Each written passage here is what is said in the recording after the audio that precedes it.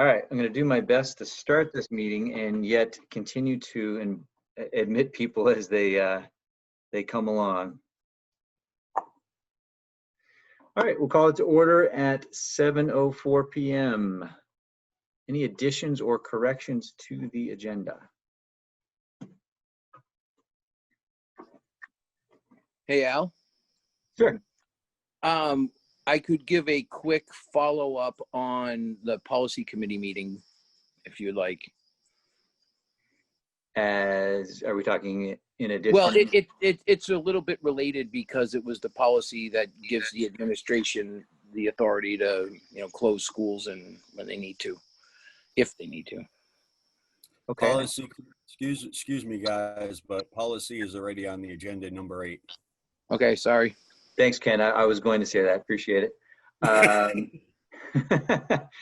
Yeah, so we can wait until that. Yeah. I'm sorry. I'm computer challenged, so I'm doing this on my phone. So I did not see the updated agenda. Oh, no problem, Mike. No problem. We added it because you brought it forward, Mike. So thank you. I remember. Great. Okay, so let's get to the board norms. So we want to maintain our focus, communicate respectfully, be present, keep the board productive and effective, and respect the agenda.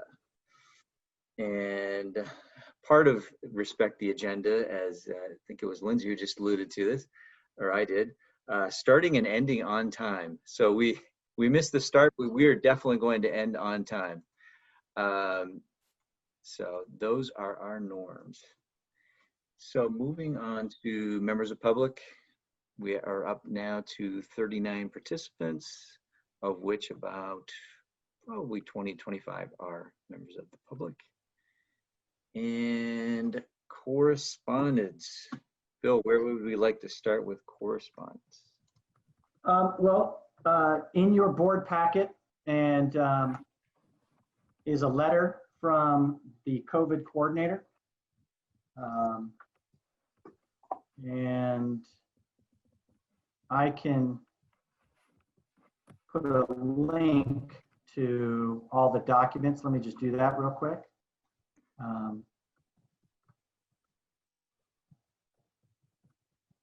That I know how to do.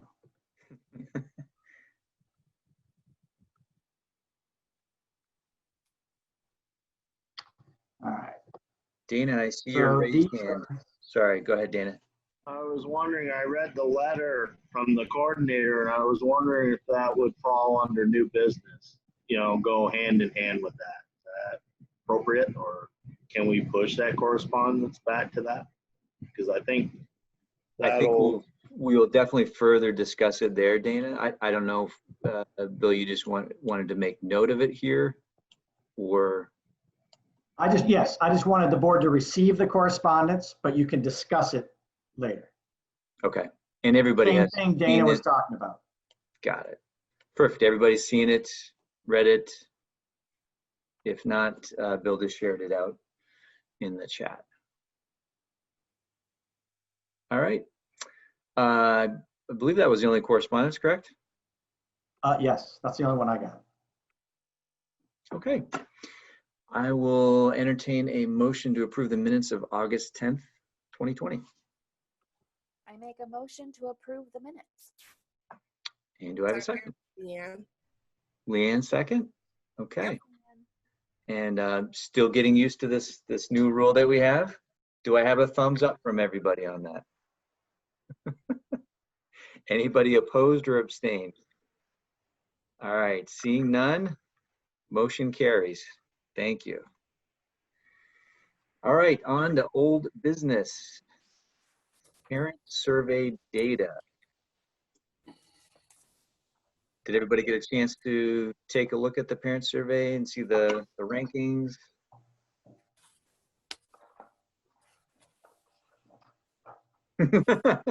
Okay.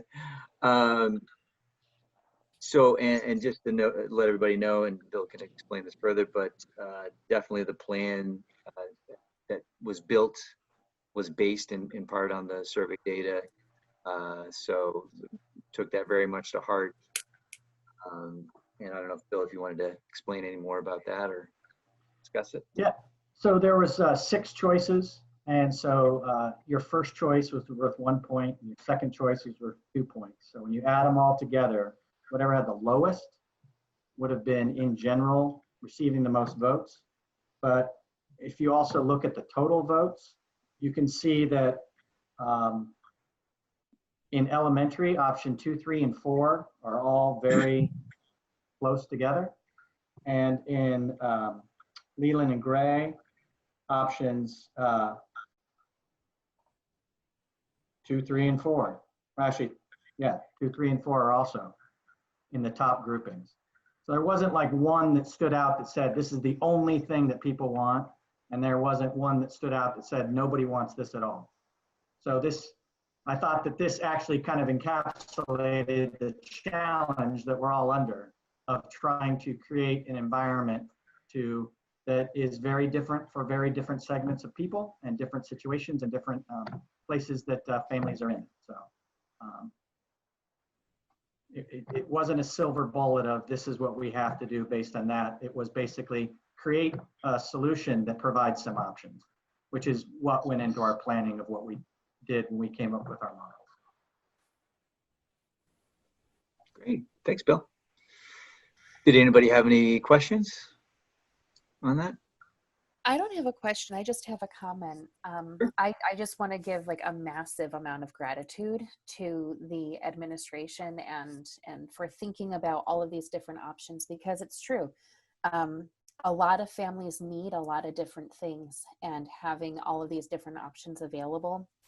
If there's one thing that I've learned in education over the last few months, there's no right singular solution to any of this. So I just want to acknowledge all of the hard work that goes into planning for every possible combination of hopes and dreams, all the while creating the best circumstances for all of our kids to learn, whatever that learning environment looks like. So thank you so much.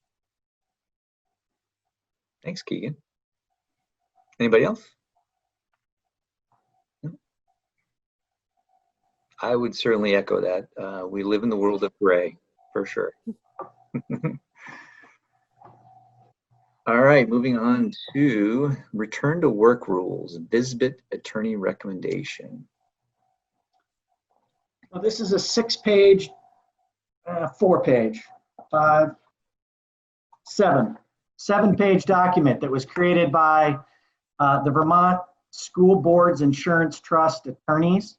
And this is basically laying out the rules for our colleagues and employees that are available under the CARES Act.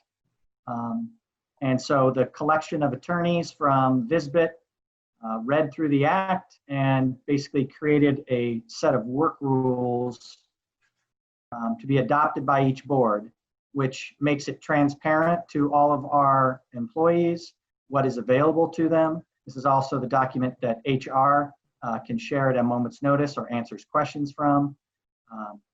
It is currently being readapted to make it even smaller and tighter. But what I'm looking for here is that the board just accepts these work rules.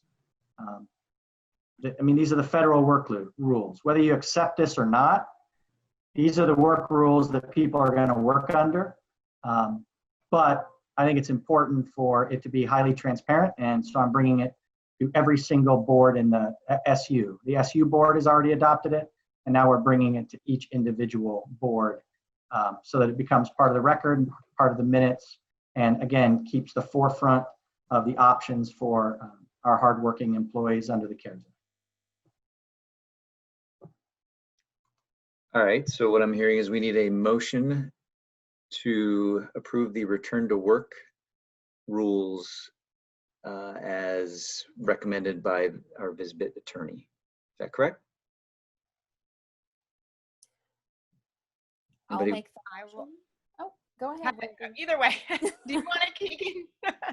I will make that motion. Lindsay. All right, and Keegan second. Discussion. I just have a question about the collective bargaining agreement that currently exists. Has the teachers union had the opportunity to look at this and review this, and then also share out these work conditions amongst the membership, or not yet because it just became adopted?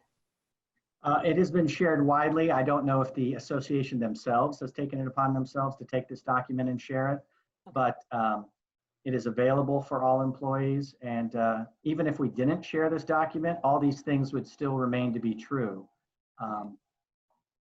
The collective bargaining agreement is a totally different animal. That is a separate issue. These are just the work rules that currently exist under our current environment. Diving deeper into the collective bargaining agreement, as we've started to do with the specialist work schedules, is a much longer and deeper exploration that the board will eventually have to sign off on if an agreement presents itself.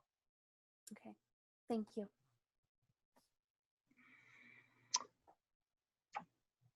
All right. Any more discussion? No, seeing none. Let's give a thumbs up to that.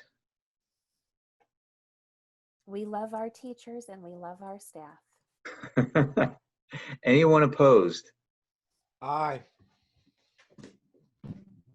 I'm sorry, Howie, was that an aye, but you put your thumb down? Yeah, opposed. Yeah, my thumbs down. Your thumb's down, okay. Okay, in that case, Bill, do we need to take a roll call? I think if Howie's the only one that's down, you can record that everybody but Howie.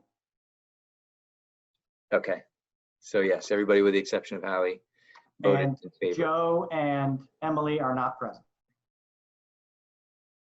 Correct. That can be accordingly recorded. Okay. Great. All right. There we are, moving on to instructional disposition decisions. So C, I think, is connected to 8 when the group talks about the policy decision. So it would be my recommendation to pass over C it will be part of the conversation at 8. Ken and Mike, would you guys agree with that? Lindsay? Okay. Sure. Yep. All right, so moving on to subcommittee creation communications. We briefly alluded to this during the last call, but I think this is going to be something really important as we go forward with whatever we decide. So what we'd like to talk about is kind of how we envision this subcommittee, what it entails, who would be involved, what the committee would actually do. So basically we would create the committee, and in all frankness, would like to tap you, Keegan, as the Really? I'm in. as the chair of this committee, for you to comprise that committee, and I would assume we'd probably want at least three members to that committee. And what we want to do is over the fall, over these next couple months, is really let folks know what work has been done.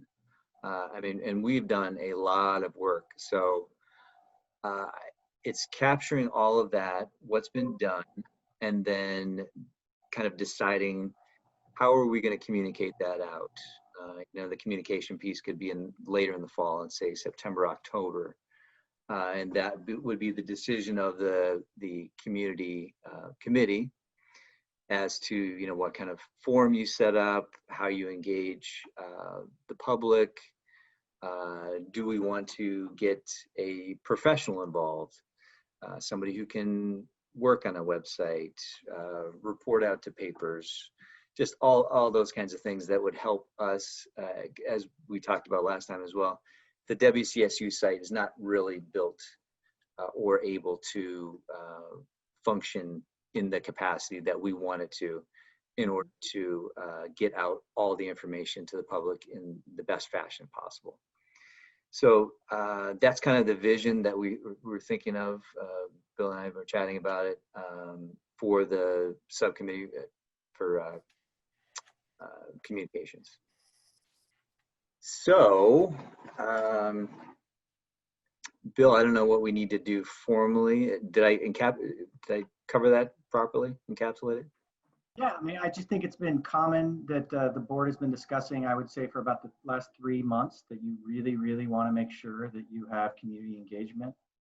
I think it's clear that, you know, our capacity at the central office is not made for this type of communication, which needs to be done in a way that is enhanced and specific to the community, hits many points, social media, web, online, paper, community forums. We need people that are highly dedicated to it and singularly focused, and they need support of some professionals. I think it was mentioned a couple meetings ago that that was the approach that was taken during Act 46, and that information got out because of that approach, and that is a good approach, I think, that the board should take.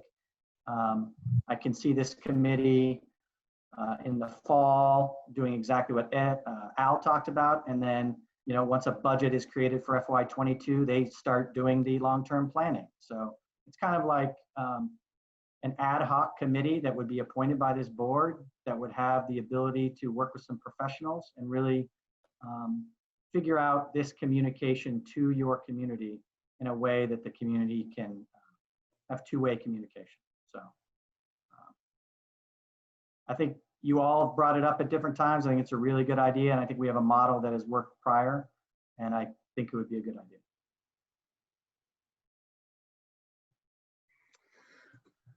All right, so I assume we need a motion to approve this committee. You would motion to appoint a subcommittee of the board, the communications committee, and then you would appoint volunteers to be on it. As long as you have one, you can create the committee, and then that person could recruit other people if they so choose. But yes, you should create the committee and see if you have interested parties to be on that committee too. Oh, can I make the motion to create the communications committee? Do I have a second? I'll second it. Thanks, Lindsay. Do you want to be on my committee? Sure. Sounds dreamy. I'm a delight to work with. And discussion? They're more like logistical questions, and I'm not sure if now would be the right time. Who currently updates the various websites? Is it the tech department within the SU, or is it an office person that has access to those current websites? I would say that I can go through all those details once the committee's formed, because I think you're going to have a lot of those questions to understand the context and where everything operates. Right. Okay. Then can I ask a funding question? Do funds currently exist to bring on a professional grand communicator who has the skills, who can at least kind of show us the ropes of how best to approach this streamlined approach? They currently do not, but I don't think that I don't think you can ignore the fact that it's going to be necessary. So you may want to just create the committee and then have the committee come back to the board and say, this is what we think would be a wise investment, and this is what we think, after communicating with Lori Garland, where we think that that money might be able to be come from, and then bring that back to the board. Okay. Go ahead, Howie. I would like to just add my 2 cents after observing websites for 20 years, especially around the school. The answer to having an updated website is paying somebody weekly to update it. We could spend a fortune on getting something set up, but unless somebody is doing the heavy lifting on a weekly basis to make sure everything on there is accurate, it goes nowhere. As long as you have that, whatever you have will probably work, as long as it's kept updated. So I think it all starts with a line in the budget, and that's my contribution to this. Thanks, Howie. I'd say that's a very fair assessment. All right, any other questions, discussion? One more follow-up question. Are the current site platform, is it like through like the whole Google Suites things as well? So it's like a Google site that you can update? Again, I'd have to hook you up with my people because Okay. it's beyond Bill. Good question though, Keegan. Thanks. I have a feeling this is going to be an interesting call between your tech team and Keegan. It'll be exciting. I can't wait to chat. Hey, Al. Sure. Sorry, I can't find a way how to raise my hand on the Zoom Oh, app. okay. Yeah. Sorry, just interject. Yeah. Well, are we gonna assign members to this committee now, or? And if so, I'd like to nominate Ken and Howie.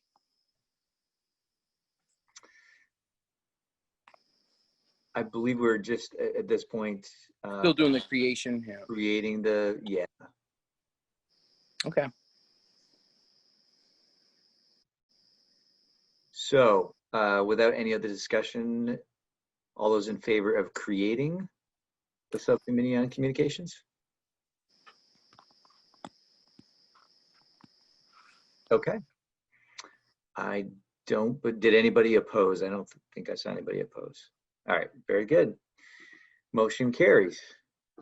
And now, Mike, as to the next step, that would be would it be to first start with a chair?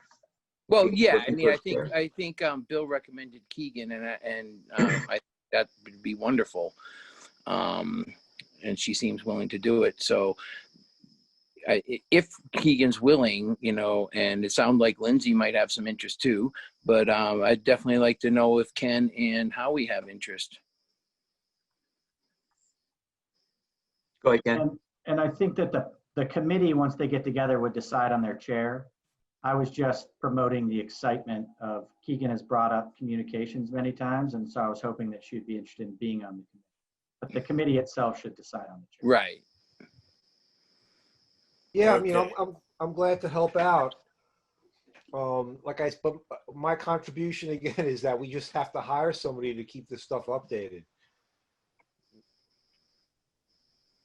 Would it be Great. possible? Sorry. Would Go- it be go ahead. possible to include a member of the public as well? Because I think sometimes having a committee or a subcommittee is really good, but it's helpful to have a member of the audience you're targeting to be a part of those conversations too, even if it's just like an idea, like a communication enthusiast. Or do So you I think would it'd be say more- that is absolutely up to the committee if they want to invite some ad hoc people beyond board members. But I think tonight what you should do is you've created the committee, and then you should see who wants to be a part of the committee. And then once you gather the committee, if you want to bring in some public to help support your work, I think that's an outstanding idea. Great. Oh, go ahead, Ken. I believe you already said that. I'm already on a couple of committees, and I would like to ask this one, not because it's not important, just because I will not have the time for it come this fall. But I'm gonna go along with Howie there as far as I would suggest not getting a different website altogether, just possibly a communications link underneath the West River link on our existing SU website, because last time we had a bunch of problems with people even trying to find the WRED site. And everyone said, I looked all through the Wyndham Central site and I couldn't find it. So apparently that's where they're going. That's just a suggestion. Thanks, Ken. That's helpful. Previous experience, always helpful. So sounds like we, Keegan is interested, Howie's interested, Lindsay, I'll throw my hat in. Dana, all right. I mean, I think that probably makes sense, probably 3 to 5. Fair number. Anybody else interested? No? All right. Thanks, friends. There we are. We have our subcommittee. Appreciate it. 4 members, Keegan, Howie, Lindsay, and Dana. Thanks. Now, so Bill, should we talk about timing, or should we allow that to the subcommittee themselves to come up with a timing? I think as the chair, you can ask one of the members, possibly Keegan, to reach out to the Lindsay, Dana, and Howie to gather them for their first meeting in which they can elect a chair and decide on how they're going to progress forward. And then we can just put that on the agenda from here on out, and the communications group can report out. And although I am not tech savvy, I am at your disposal to answer whatever kind of questions and concerns you have. So I will be there to support the committee in that. Great. All right. That's exciting. Look forward to all your great work. Yeah. So is it okay if I set up an email to find out when everyone's available, and maybe we can squeeze a meeting in this week? Absolutely. Have at it. Excellent. That's great.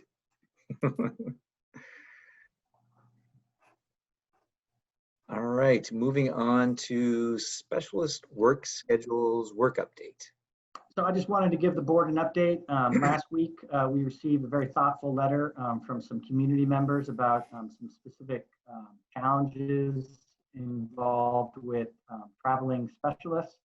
And so in follow-up to that, I met with a representative of the administration, Scotty Tabachnik, a representative from the specialist, Suzanne Paw, and a representative from the Wyndham Central Education Association, just to try to outline the challenge and to see how we can start beginning to working towards some possible solutions.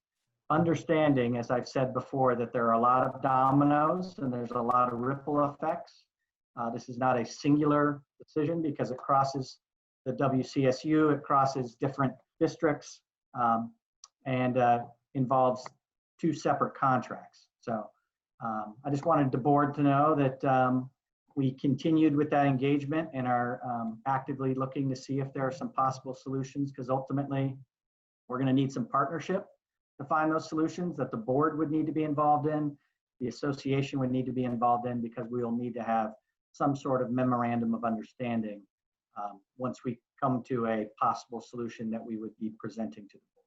So just want to let you know that work is continuing. We received the letter at our last meeting. We had a meeting in between, and we will continue that work.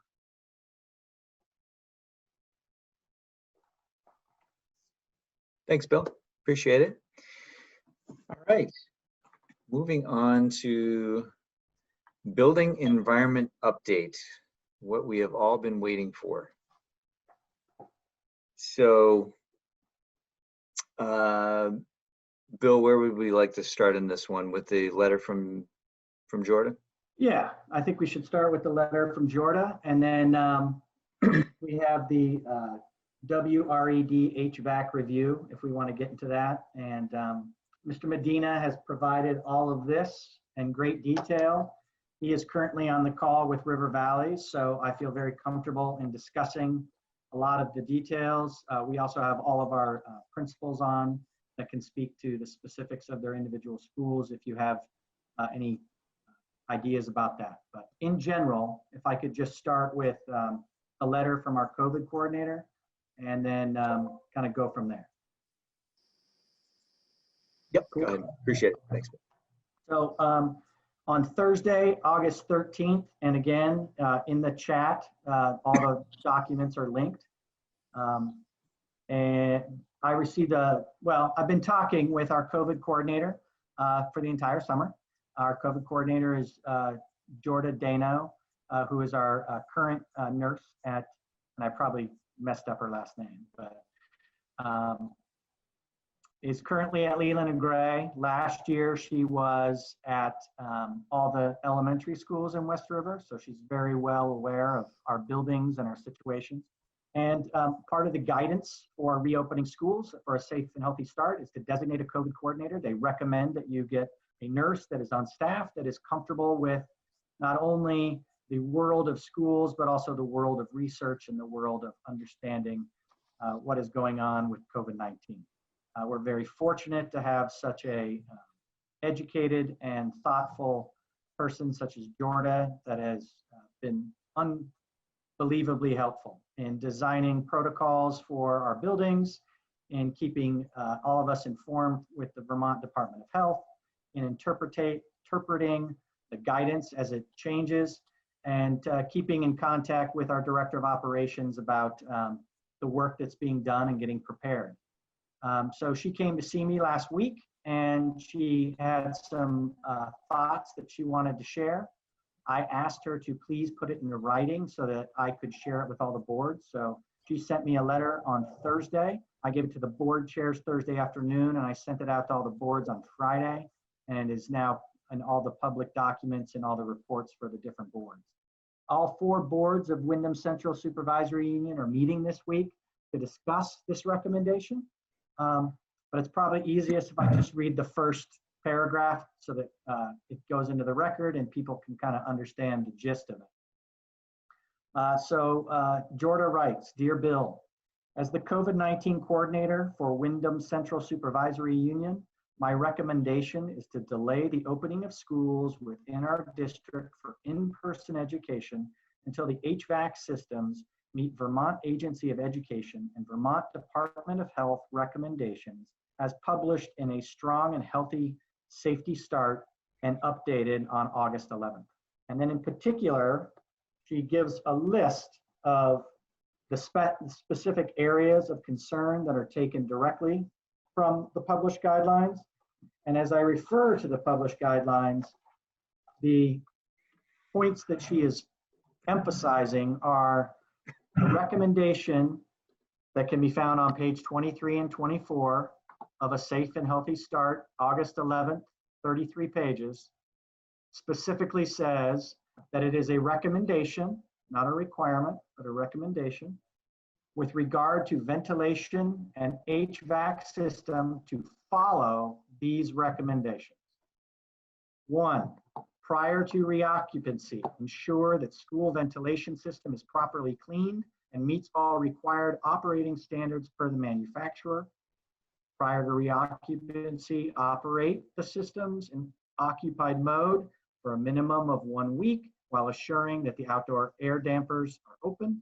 And 3, ensure that ventilation systems operate properly and increase the circulation of outdoor air. So since the end of June, our Director of Operations has been working his way through this entire guidance document and has been working in particular on this pretty heavily over the past month because Efficiency of Vermont has gotten involved and grant money has gotten involved. So what we know today is that we do not know, we can't say if we are up to the ASHRAE standards because we need to do the preventative maintenance in order to get them operating so then we can measure the ventilation. And the preventative maintenance could take anywhere from 1 week to 8 weeks, depending on the availability of the vendors and depending on what happens when they do the preventative maintenance and they find what needs to be repaired, replaced, restructured. So Mr. Medina has laid out a very nice plan in consultation with Efficiency Vermont and the 2 vendors, the engineering and the mechanical. And he has laid it out really nicely. It's basically a 3-tiered plan that would make sure that we do the preventative maintenance, get that done, which again is 1 to 8 weeks. Then you measure the ventilation and you see if we are at 10 CFMs per person. Again, that is on this document that you have. And after we test that airflow and the air changes in all the rooms that will be in the students and staff, then we will look at what are the higher repair, enhancement, and upgrade things that would be necessary in our systems in order to keep them operating, quote, to the required operating standards per the manufacturer. So there's a lot there, but to crystallize it down into one thing, our COVID coordinator is recommending that all of this work get done and recommending that we don't do in-person instruction until that occurs. And the timeline for doing that, more than likely, is bringing us through Thanksgiving. It's entirely possible when we do the preventative maintenance that one building might be ready to go in 4, 5, 6 weeks. It's entirely possible that different buildings will be ready at different times. But it's not possible that they're going to be ready by September 1st in order to operate for a week prior to the opening of school on the 8th. So I hope I hit the highlights. I think you did, Bill. One thing we talked about, you and I, was the cost.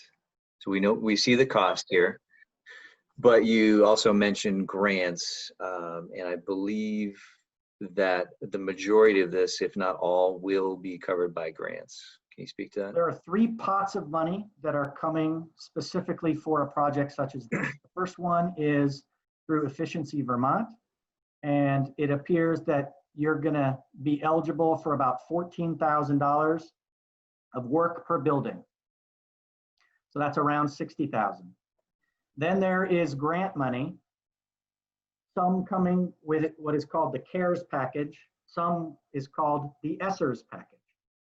The legislature is still deciding and will decide between August 25th and September 30th if they have any more flexibility with the CARES funding and how that CARES funding will work. But we have been communicated to that we will be receiving some of that CARES money for projects such as this, as much as up to maybe half of the cost of something like this. And then there's an ESSERS money, which can be used throughout the entire school year. So it's the most flexible money. And that can also be used for a project such as this. And West River appears to be getting about 100 to 120,000 of ESSERS money.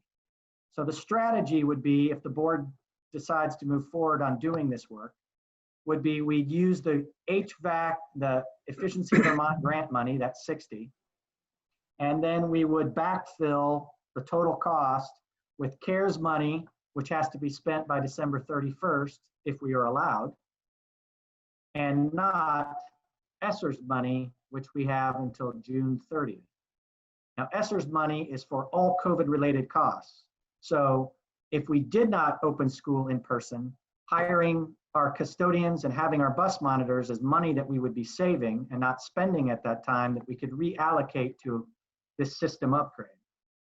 And then once we return to in person and we get our additional custodians and we use bus monitors, and bus monitors is now a 50-50 proposition based on the new guidance, we would then be able to either use CARES money or ESSERS money before we had to tap into local money.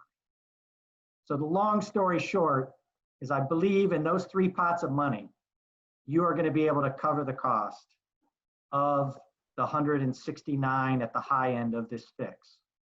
But I give the caveat, until we actually get the money in the rules and we send the money in and they pay us back, I don't know that you have it. Is that fair? Oh, that's fair. Yeah. But at the very least, it shows a path, and definitely financial well-being for us, as well as overall health and well-being, which is the most important. So I see a couple hands. I've got Yep. Ken and then Dana. And me. Oh, I'm sorry, Mike. Okay, so to start off with, I didn't hear Bill mention the Department of Health, or did you, Bill? If you did, great. If you didn't, the Department of Health is also involved in this. Yeah. So I'd like to make a motion. Would now be the proper time to do that? And then we can have a discussion on Sure. Yeah. everything? Awesome. I would like to make a motion to go to remote learning, or, and I don't want to tie the administration's hands. So I want to say the motion will be go to remote learning or a hybrid outdoor learning until the air quality meets or exceeds the ASHRAE recommendations for COVID-19 ventilation, air exchange, filtration for reopening schools. I second that, Ken. Does that cover it all, Bill? I just want to ask a clarification of Ken. Ken, in specificity, are you talking about the first three descriptions on the thing that Mr. Medina has provided on ventilation, air exchange, and filtration about ASHRAE? Yes. Okay. Do you want me to give you the formula? I don't think No, there's no no. need for that. It's I- okay. I'm good. I just want to make sure I understand it. And Ken, your motion leaves it open, right? So it's remote learning and or how did you phrase it? Hybrid outdoor. Okay. Just because obviously you can't go in when they're working in the buildings, but I don't want to completely tie Bill's and the administrator's hands in case they come up with some brilliant out of the box idea that'll possibly work. I'll second that. All right, discussion, and I'm going to try to do the best I can with the hands. Ken, do you want to speak to that first, then Dana, Mike, and Howie? No, I'd like to thank, I'm sorry, am I still on here? Yeah, okay. I'd like to thank Jorda for her hard work in tracking this stuff down, and Chris.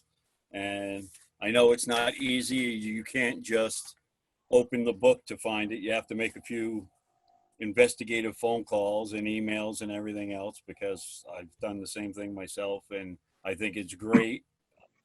I'm glad to see that we're putting our staff and our students' health and possible risk to this virus. And the good thing about this, besides the COVID, I mentioned it last week, is by amping up the air quality in the building, maybe even flu season from now on will be a lot less, impact us a little less, and some parents won't lose work there. Great point, Ken. Dana, Mike, and then Howie. Yeah, I was just wondering if Ken's motion, could that include if a building is remedied, that in school could happen? I know these kids want to get back in school. So once we got one building up and good, can we get it online? I think Bill alluded to that earlier, that, there may be the potential that there be staggered readiness of buildings. And I think it would be up to us to allow for that to happen or not. Well, I was just wondering, the last meeting we had, we were trying to tie it down to Bill, the Secretary of Education, and the Department of Health, or the COVID coordinator, having that decision and leaving it out of our hands. So Right, that's Bill? number 8 on your agenda. Yep, it is. Okay, I'm jumping agenda here. Okay. But I'm just throwing it out there, because if one school's up and ready, let's get the kids back in there. Because, parents are screaming too, that, they don't have daycare when kids are home and they want to get back to work. So not everybody has a good situation out of this. So. No, soon as not we everybody get- wins. Absolutely right. Yeah, Thanks, Dana. you're welcome. Mike and Howie, and then Keegan. Sure, and I definitely agree with what Dana just said. I understand that this is a hardship on a lot of families, and daycare for working parents is hard to come by. I'm wondering, I'm okay with staggered openings, but I'm wondering if we want to be consistent in our statement tonight about what's happening, and for at least an anticipated duration, because I just want, like, if people realistically, if some buildings aren't going to have kids back in there till January, then those families should know that. If other buildings test okay and everything else, then that's fine. Like everybody says, I'm concerned about our kids and our staff and the broader community. But I'm just looking for consistency, I guess. Is it a good idea to have consistency across all the schools for the short term, so parents and families can plan in these next couple weeks? That's it. Thanks, Mike. Howie, Keegan, and Lindsay. And then Leanne. Wow. I think it's a great idea to get the kids back together outside under canopies as soon as possible, because we're looking at a short window of opportunity. We could have the greatest ventilation systems in the world, but if this virus keeps tracking as it's tracking, it's going to overrun the country again by October or November. So now's the time for the kids to get out and get a little in-person, face-to-face education. I'm not optimistic that we're going to be able to run schools no matter how good our ventilation is come October. I would hope that we would have a policy in place that whatever the ventilation situation is, if COVID starts running through our community, if we have widespread community transmission, we will not be operating schools in person. So yeah, my hope is let's get the kids outside in classes right now while we do the best we can on ventilation and see what happens. The whole landscape is going to look a lot different a month from now. Thanks. Thanks, Howie. Keegan, and then Lindsay and Leanne. Thanks. I have just a couple of thoughts and then one question. So I can appreciate what Mike was saying about having some kind of consistency around students returning to campuses as the buildings become ready. But I'm also being mindful that some families have children in many schools all at one time. So I would be mindful of not creating a policy that says as soon as the building is able to be occupied, make it so. I might be thoughtful around if it works for the parents to have that child that attends that school to go back, then that might be the way to go. I also appreciate the outdoor education piece, but sometimes it rains and sometimes it's windy and sometimes it's cold. And having a canopy and hoping for kids to bundle up with coats might not be the most appropriate thing, because then you need to think about how are you going to be providing meals to these kids outdoors where they can't go into the building for lunches or for bathrooms. So I love the idea, but I think we need to think it all the way through before we make a motion around like policy and, absolutely get the kids back on campus in any way, shape, or form. The other question I have might be a bill question, and it's related to food service. I know the school that I teach in, when we went remote in the spring, we had a daily bus run that would drop off breakfast and lunch for all students, because we had counted on providing nutritional opportunities for all of the kids that would be available. Do you know if it's possible, if we have a delayed start of in-person instruction, do we have the means by which to provide a food delivery program for hungry kids? Or is that not Nope. a thing? That is the plan. Okay. Thank you. I think those were just my points I wanted to make. Thank you. Thanks, Keegan. Lindsay, and then Leanne. And Dana, is that a new hand? Yes, okay. So, gosh, I just feel like poor parents. Like, I just want to say that so loud that everybody hears me. Holy moly, I'm sorry. It stinks and it's hard. And I see you. There's a lot of people that this affects really hard. And it's been a lot of unknowns all along. And then finally we know something, and then just kidding, we don't really know anything. And then the anxiety that all of that causes for a lot of families is real. And so anyway, I just want to say I'm sorry about that. I think that stinks really bad. And coronavirus stinks too. So anyway, back to the outdoor thing. I do really appreciate the notion of let's try and see if there's a way to be available for everybody anyone who would actually need to be there.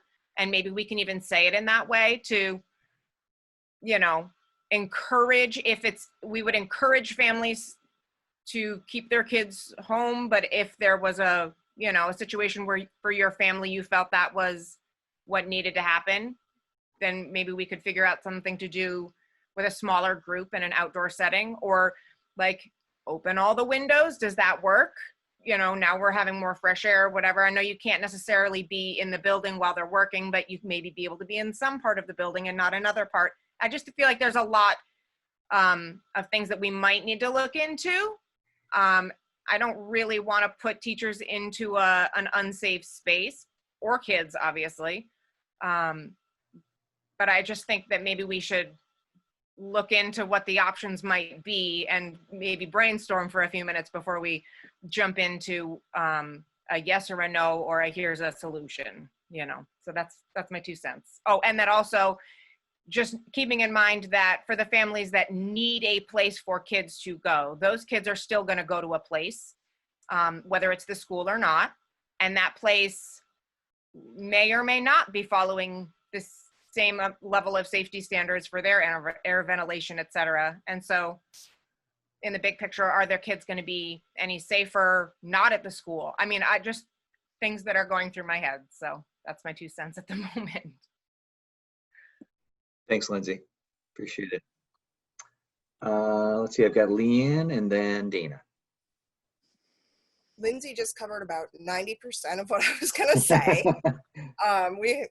This is going to put parents on red alert. Some of them have been, being as patient and flexible as they can. They finally think there's a plan to go with. They're working with their employers. They may be the only income source in the family in a single parent household. And now that's being thrown out the window after they finally think they've gotten things nailed down. I'm just wondering if we know how many students we're even expecting back for in-person instruction at this time. And with Mike's idea of a possible phase reopening, like when the building is available, use it. If there's any way to be creative with campuses that way for those that need somewhere to go, those kids that need somewhere or just need in-person instruction, period.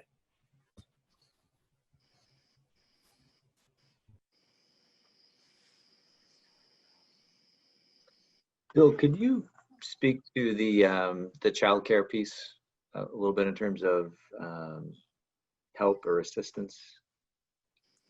So if we decide to not open buildings for global in-person instruction, then we are making the decision to provide remote instruction. And I think that it would be in opposition if we brought kids into the building for childcare when we're not opening for in-person instruction. So I don't know if that was the suggestion, but I just feel like I need to say that. I totally agree with Lindsay and Leanne. It is so painful to know the challenges that families are going to have to go through. In preparation for this conversation, I reached out to the Department of Children and Families just to find out, what are the accessibility and opportunities that exist. If the board does follow through on this motion, I will be doing some communication to families, and I will include the information that I have gathered about those different opportunities. But I do think it is important to understand that we can't not have in-person instruction, do remote learning, and then do some sort of hybrid outdoor education. I mean, we have to, I think Mike made a really good point. We have to give some certainty that we will be out till Thanksgiving, and if things get better, we will inform you and let you know. But we don't have the horses, we don't have the people, we don't have the buildings to provide childcare at the same time that we're providing education. So I think it's just important to understand that. And I think Lindsay and Leanne hit on that is the challenging question. So I don't know if I answered your question, Al, but I kind of rambled a little bit. No, thank you. That is helpful. Let's see. I've got Dana, Ken. Ken, that's Mike. your hand. Yeah. Oh, I'm sorry. Yeah, I've had my hand up for a little while. All right, Mike. Go ahead, Mike. Oh, well, just kind of, and Bill just kind of touched on it too. You know, as I read Jorda's letter, it didn't really provide, as much as I'd like to offer something like that, it didn't really provide for a hybrid outdoor model. As a matter of fact, it talks about the HVAC systems, but then her recommendation is to, then reevaluate where we are. So, that doesn't, to me, that doesn't necessarily say just if the air systems are all passed that, that we're automatically back in session on campus, because I think it would depend on the conditions on the ground with what COVID's doing in our communities, I would assume would be her concern. So yeah, that's why I'm still thinking that we need to give some certainty, and like Bill mentioned, till Thanksgiving. I don't know how the board feels. Like, I'm all for opening our campuses as long as we can do it safely, to minimize the impact on families. But I'm wondering, if it's Thanksgiving, is it really Christmas? And if it's Christmas, are we talking about January? So that's kind of what I'm wondering. Bill, can you speak to that?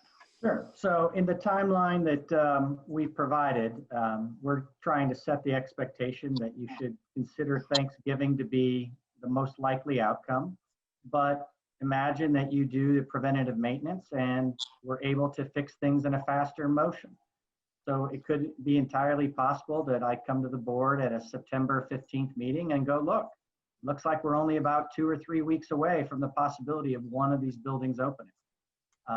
I expect that there's just going to be an ongoing, if we go in this direction, of updating the board on the progress and how things are moving forward, because everyone's going to be very, very interested in it.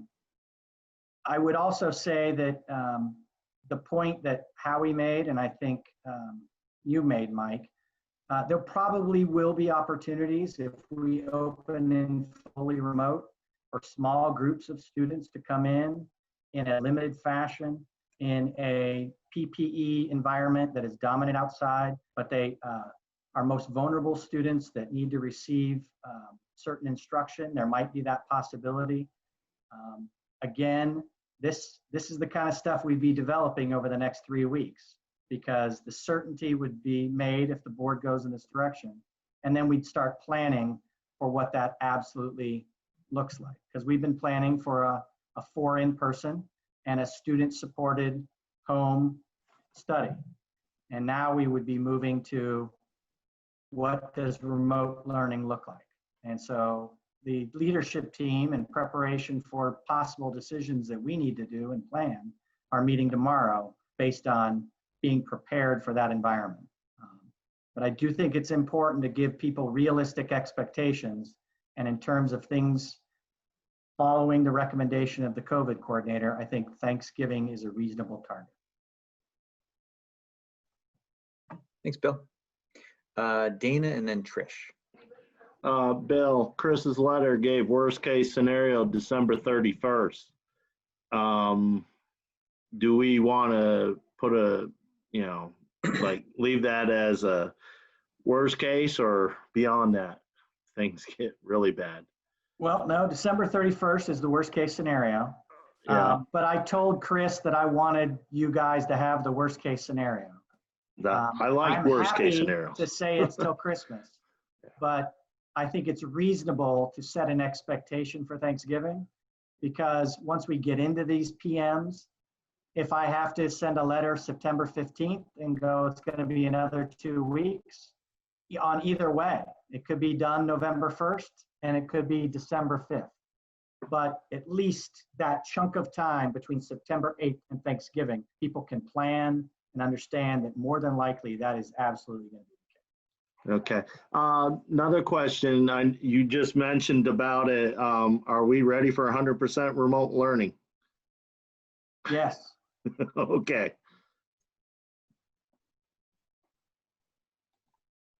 Thanks, Dana. Trish. I'm just,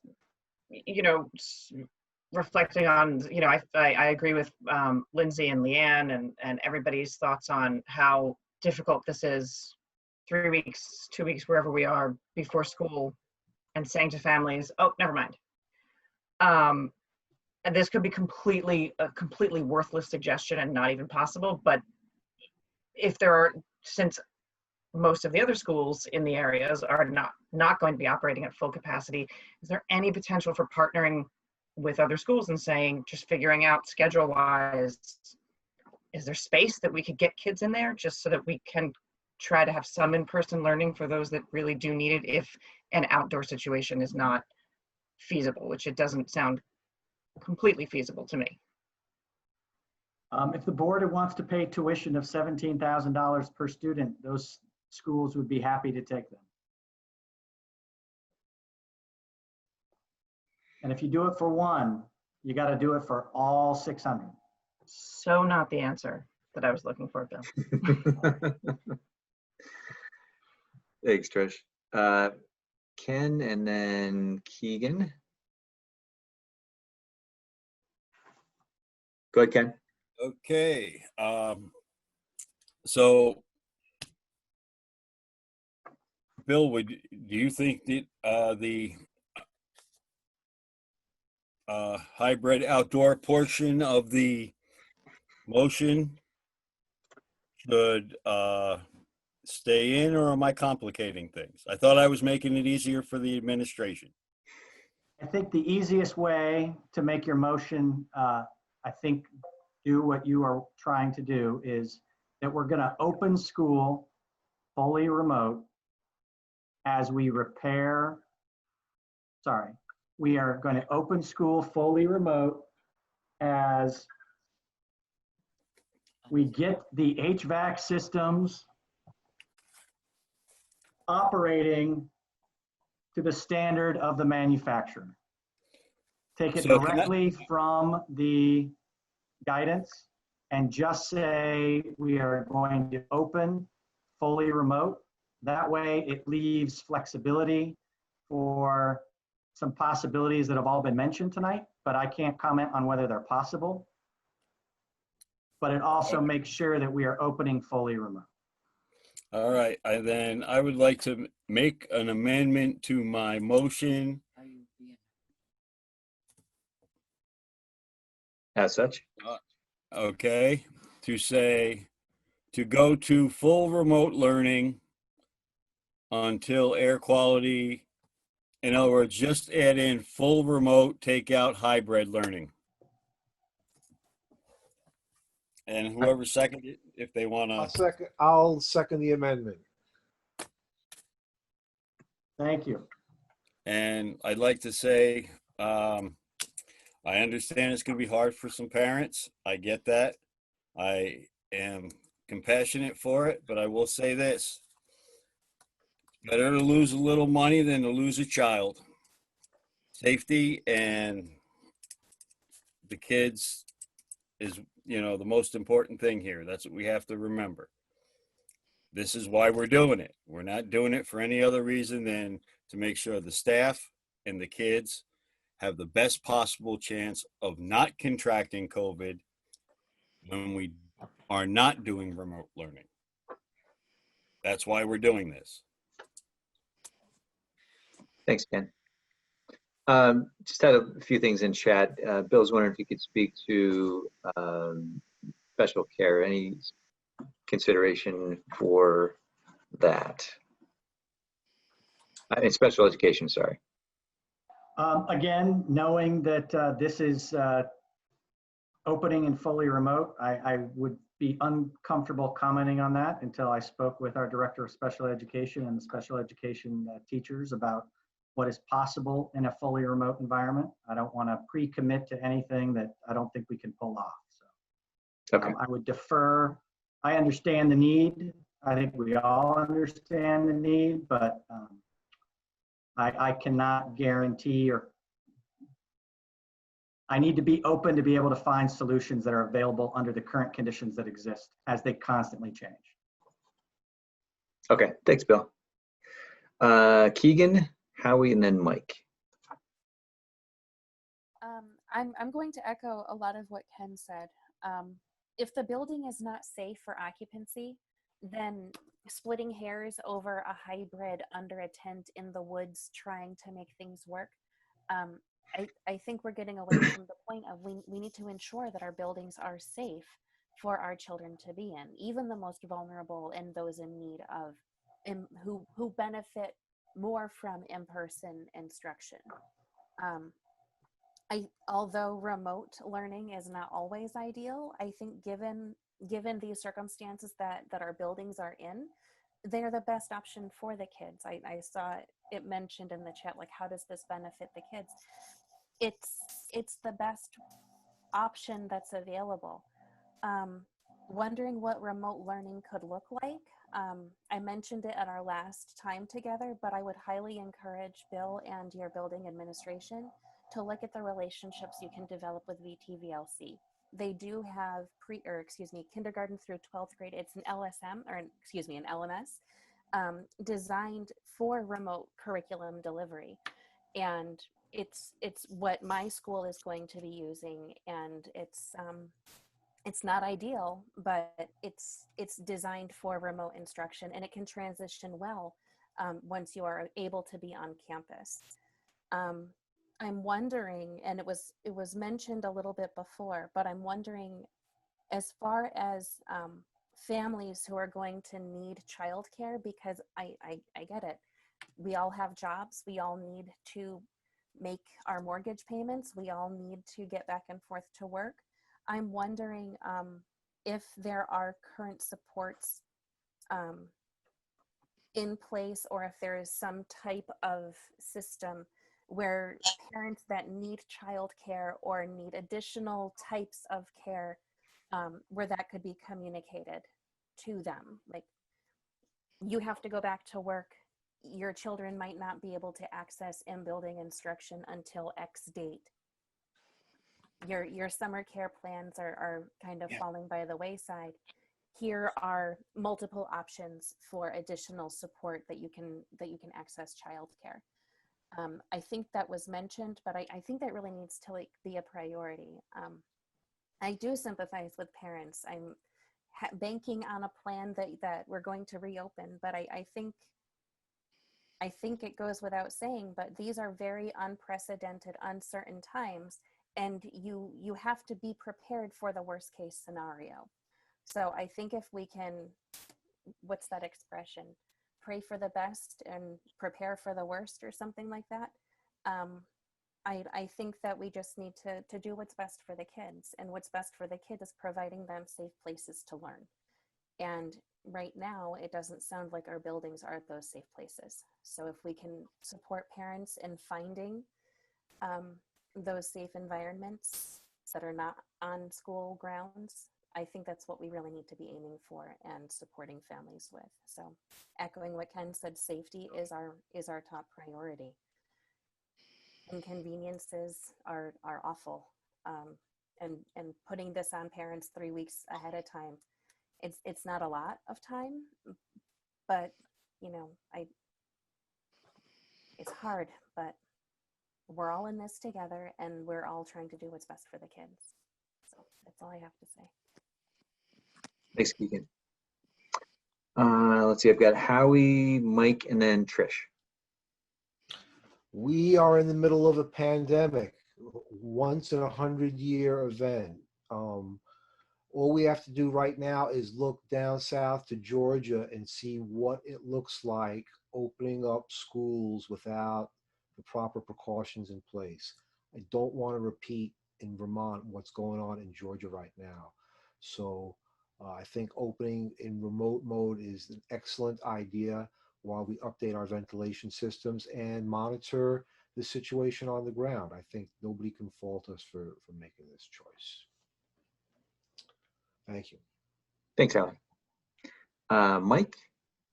Sure. have Actually, my hand had been up from earlier, but I'll say that sorry. I do support this. I know it's going to be a hardship on families, but you know, we have been talking about at our last few meetings how we needed to understand what the status of these systems were before we, as a board, felt comfortable opening our schools to students and staff. And as to what Keegan was talking about, I totally understand the sentiment and wanting to help. But I think it kind of goes back to what Bill mentioned. You know, we're not in the business of childcare, and even if we want to help those most affected, we then have to offer it to everybody, I would think. So, you know, I do support the motion, you know, and let the discussion continue. Thanks, Mike. Trish, did you took your hand down? Okay, I see Leanne.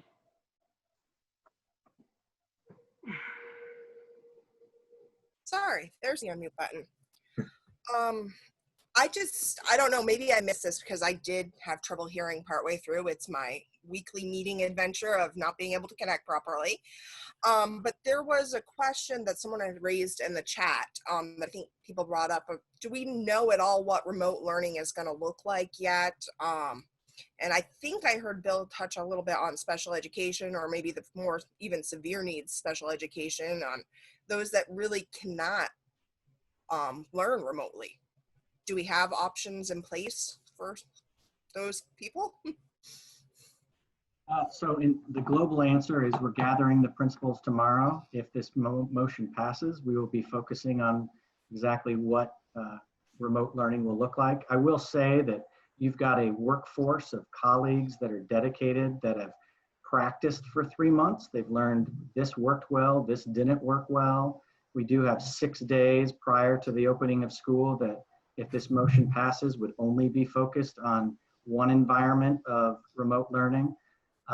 So again, I don't want to tie anybody's hands to say this is exactly what it's going to look like, but I am very confident in our talented staff and our talented principals to take the lessons that they learned at the end of last year, use the time at the beginning of this year, and move forward into a remote environment that is the best they can do under the current pandemic regulations.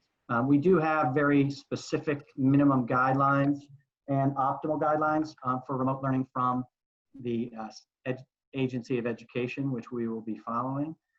In terms of specific to special education, my answer to that question was, I am not comfortable making any commitments now. I would have to speak with our Director of Special Education, the case managers, and the special education teachers as they look at the variety of options that they could provide to each individual student. But I don't know what it would look like for each individual student, but I trust in their professionalism to try to find those solutions. But for us to pontificate about what that might look like, I think is unfair to the professionals that would have to design and deliver that instruction. Bill, fair to say that you'll have more information by next Monday? Absolutely. I think that that would be a very normal expectation. If this motion passes, if this board passes this, I think it would be quite appropriate to meet on the 24th. And you could have reports back from each individual, your elementary principals and your middle high school principal, to get an idea of what it's going to look like. I think that's highly appropriate. All right. Any other questions, comments? How is that a new hand? Looks like Katie Hazelton's had her hand up for a while. Yeah. Oh, I'm sorry. Missed it. Go ahead, Katie. It's Drew. A couple questions. How many other school districts are delaying the opening as a result of questionable air quality is my first question. And the second is, have you considered the motion to have these air handling systems operating for manufacturing specifications, understanding that some of these air handling systems are over 50 years old and manufacturers are no longer in existence? I think that would be a completely unrealistic expectation and emotion. These air handlers have been, I know, band-aided together for many years, and you're never going to have them operating as they were new 50 years ago. So saying you're going to open for Thanksgiving in that environment, I think would be unrealistic. Maybe a different measurable target that's more realistic for opening schools. And I will say, based on some of the conversation, these kids are in a bad situation now. They're going to be put in further bad situations by delaying school opening, being forced to go into child care type scenarios, friends, family, that are probably worse environments for not only their education, but their health, the longer you delay this. So I would like to see you guys set a more reasonable expectation for correcting the air quality so we can get the schools open.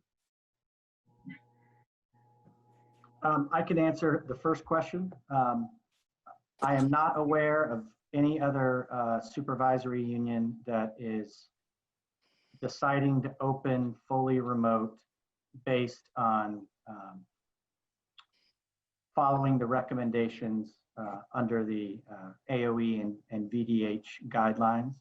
I am aware of 3 supervisory unions, Bennington, Manchester, and Southern Rutland, that are opening fully remote for a variety of reasons, but not this being the dominant one in conversations with those 3 supervisors.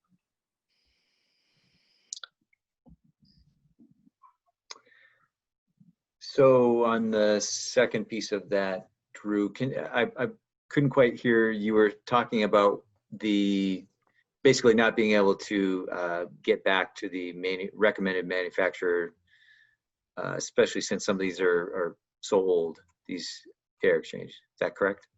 Yeah, so the motion was basically to bring these back to you, manufacturer specifications.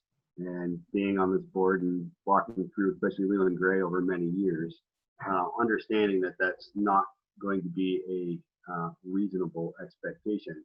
By the motion that you're trying to pass, you're setting yourself up to fail. A more reasonable expectation, I think, would be in order.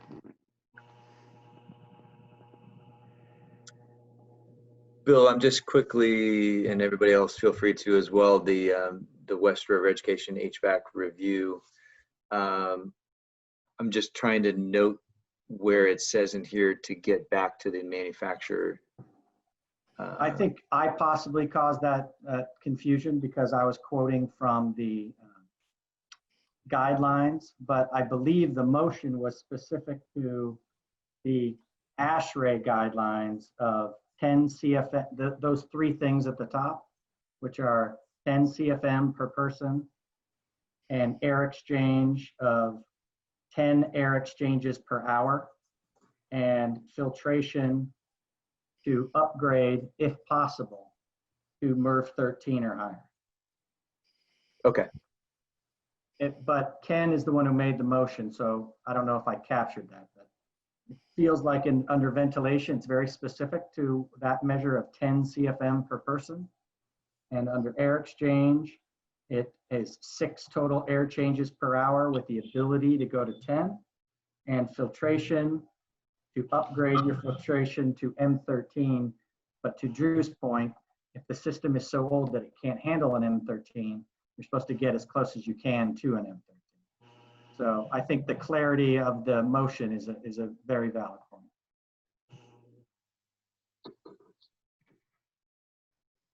Ken, is that fair to your motion?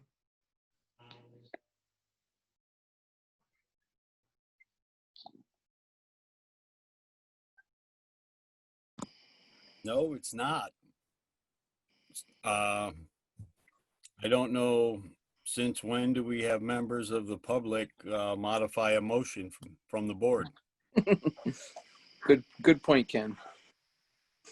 I don't think he made the modification, Ken, but he has a valid point about the manufacture date potentially being 2 generations ago. Well, well, you know, I don't know what to tell you about that. We're supposed to be meeting these standards, and you know, the recommendation for the for all these numbers was, you know, it is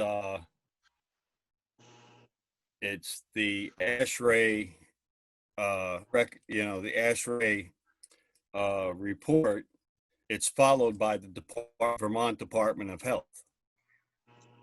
So again, Okay. I think I confused this. I think the suggestion from the member of the public was simply to review if the motion was possible to be achieved. And I think that I possibly made it impossible to achieve by quoting from the guidelines the phrase required operating standards per manufacturer. But if I remember correctly, I believe the motion was simply to meet the ventilation of 10 CFM per person and the air exchange of 6 with the ability to ramp up to 10. The only caveat I would have on filtration is that you want to get to MERV 13, but it may be entirely possible because it is a 50 or 60-year-old service. And again, I'm not an expert, but maybe you can only get to a MERV 12. I don't know if MERV 12 is a thing, but where you're trying to get to the MERV 13, but it's physically impossible because of the current system. I think that's what the member of the public was trying to point. Well, that'll be something that the administration will have to inform the board that they cannot meet that standard. And then at that time, then the board needs to take another action. As for right now, we are trying to meet these standards. If it is physically impossible to make a standard, maybe we have to close that school down. Can I chime in here? Hang on. I did have a Oh, bunch well. of hands. I apologize. It's going to be Lindsay, Dana, and then Mike. I'd like to call the question after these questions. So I just was hoping for a couple things. First, I was hoping Bill could clarify what the state reopening guidelines say versus this ASHRAE specification that we're now looking into. What's the actual difference between these? And after that, I also want to just note that, I mean, the safest possible solution for a kid would be to sit in their yard all day by themselves, if we're talking about air quality. But I think the biggest safety and biggest overall well-being for a kid is not to sit alone in their yard all day. And there's more to the story to consider for health and well-being than just air quality. And I think it's great that we try to meet big standards. I have no problem with that. But I think that we have led our communities into believing a certain thing is going to happen. I think everybody has been open and honest and totally transparent about what to expect to this point. I think that families understand what we have been following, what guidelines we've put out there so far, that following state guidelines or whatever. And I don't think that we're somehow tricking families into thinking it's different than it is. And I just think that there's a lot more to consider for the total health and well-being of kids than just the air quality. So that's my thought. So to answer your question, Lindsay, in the guidance, it refers to, again, my quote that apparently is highly confusing. Ensure school ventilation system is properly cleaned and meets all required operating standards for the manufacturer. And then later down, it links to the ASHRAE standards for opening schools. So what Chris did is pulled the ASHRAE standards for opening schools and matched that to operating the system. There has to be some sort of measure to know whether it's operating. And the ASHRAE is the industry recognized standard. So just to follow up on that, a week ago, we were feeling like we were meeting the standards to the best of our ability. And now we're saying that we realize there's more information to this and that this ASHRAE standard requires more than what we had previously took into account. So again, this all falls under recommendation. So you can go as far down the rabbit hole of recommendation as you want till you feel comfortable as a community and a board to make a decision. There will never be a time when you go and follow every single recommendation to every single standard. This was a very particular standard that A, was happening on one path by the board, and B, was happening on our operation following through on Efficiency Vermont, and C, being communicated to everybody as it happened. So it's not that they're changing standards, it's that you have to decide, are you going to do the recommendations? And then when you do the recommendations, what does that mean to you to do the recommendation? So can I have one more follow-up? I'm sorry if I'm monopolizing things. Lindsay. I'll try to be quick. I'm just trying to figure out if there's, and you may not have the answer to this, if there's any possibility of completing this work while buildings are occupied. Is it possible to do stuff while people are in the building? It is possible to start some of the work, but there will be opportunities when people will have to be removed to do certain work. It all depends on what work needs to be done. So without knowing what work needs to be done, could you make a guesstimate of there'll probably be a 1 day, a 1 week, a 1 month, 3 months? Like what are we talking about? No idea. Okay. I'm sorry. Okay, thanks. Dana, did you take your hand down? No, I just wanted to make sure I got the button. We need to find out where we're at with each of these buildings. Yeah. We set and find out where exactly we need to work. I agree with that. We need to improve our HVAC systems. But listen, people, the screening, the precautions we take before the kids and the staff get in there, I mean, we'll be able to maybe keep the COVID out of the school buildings if we do the proper screening and precautions. I deal with it every day. I go to the hospital. We scan it, we screen ourselves, we ask our questions. So if the screeners do the process, then we might not be getting the COVID in the building.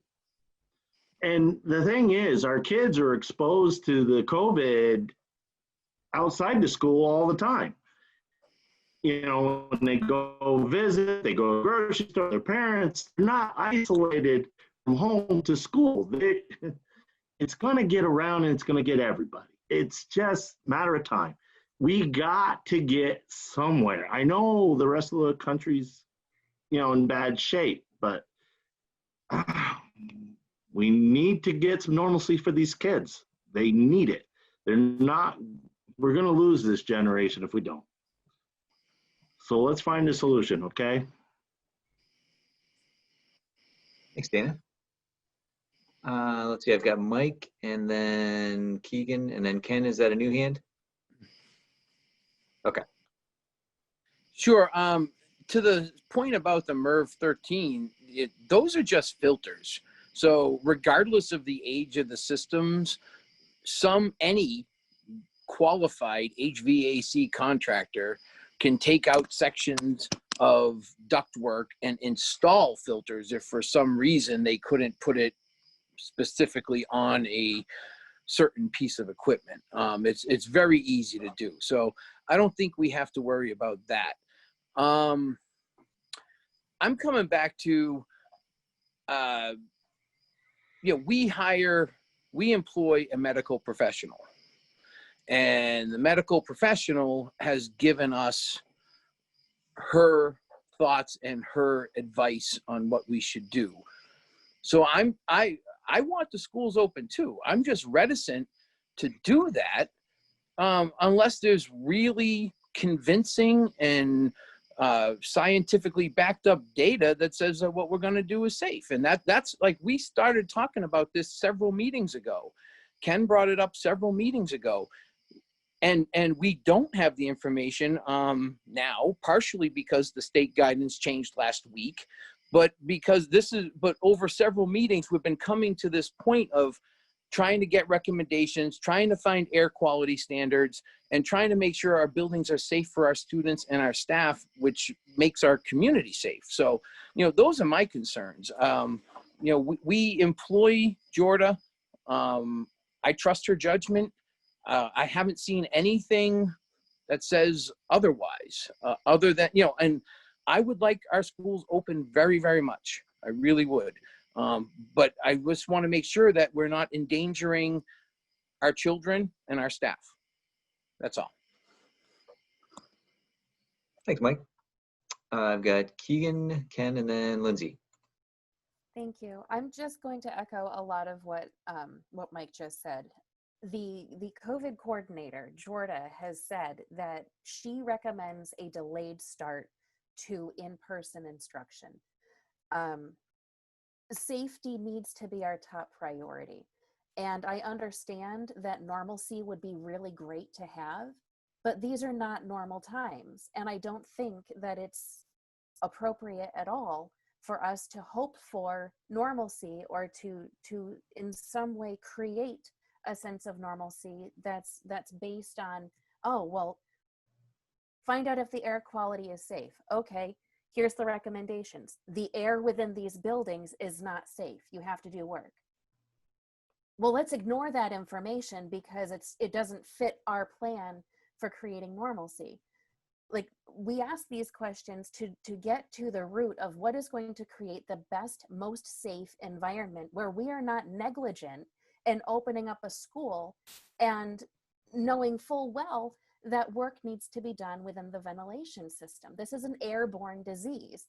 And if we compromise the integrity or allow the integrity of our HVAC systems to remain subpar, then that is absolutely the wrong course of action. I know we're afraid of kids falling farther behind, but we're forgetting one very important truth. Children are resilient. And you have buildings full of professionals that want these kids to do well, that can support the kids in all of their needs. And we're only talking about a couple more weeks. We're not saying the full school year. We're not saying the next 5 years. We're saying long enough to get parts, long enough for work to be done. I'm okay with remote learning happening until it's safe for kids to be in the building. So just because you find out that your leg is broken, it doesn't mean you can go back to walking on it. You can't will an injury away. You can't will a disease away. It may be here, but we don't need to make it easier for kids to catch and bring home to their grandparents. So, sorry, that was a little bit of a soapbox, but we need to do what's right. We need to put the kids first. We need to provide them a safe environment to learn in. And if we can't do that yet, then we're remiss in our positions. Thanks, Keegan. Ken, and then Lindsay. Yes. Keegan, thank you very much. Can I borrow your soapbox for a minute? I agree 100% with everything you said. I'm sorry I'm not as eloquent as some of you are speaking. I just go right straight for the heart of it.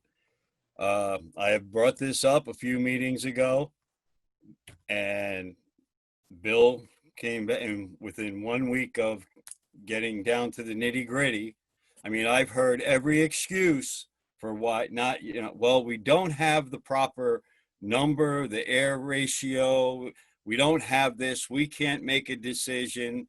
That was the primary concern about making a decision. It had nothing to do with all the other things that are being brought up. We're given the information to make a decision. We heard from our medical professional. We were told, your guys aren't professionals. You don't know. You can't make that decision. Our medical professional tells us this is what we should do. The Department of Health says this is the recommendations that they got from ASHRAE. ASHRAE is who the CDC and the health departments get their guidelines from.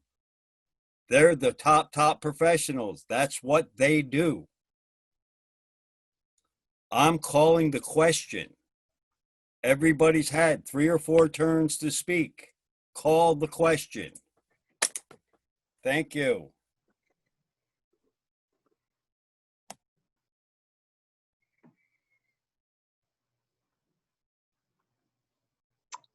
All right. I still do see a couple other hands up, but we want to call the question. Al, what was the exact motion at this time? Can you I reiterate the wrote motion, it Ken? down this time. Al, I have it. Excellent. Good man. There we go. Spectacle time. Okay. I move to go to fully remote learning until the air quality meets or exceeds the ASHRAE recommendations for COVID-19 ventilation, air exchange, and filtration for reopening schools, which is the same exact stuff that you have in the document from Efficiency Vermont.